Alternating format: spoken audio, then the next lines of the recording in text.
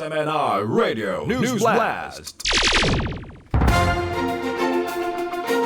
Alang sa pinakaunang detalye sa atong mga balitang lokal, gipadayon sa Cebu City Government ang Matag Gabii nga sidewalk clearing, Pukaw ug street roving operation aron mapadayon ang kahapsay sa mga pampublikong lugar ug matabangan ang mga nanginahanglan ug social welfare intervention.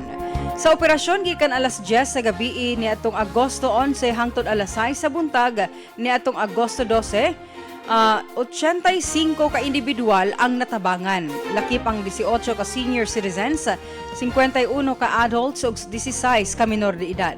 Gitabangan ang kadaghanan nga makabalik sa ilang mga panimay, samtang ang usa ka adult giturn-over sa Lorega alang sa tukmang intervention.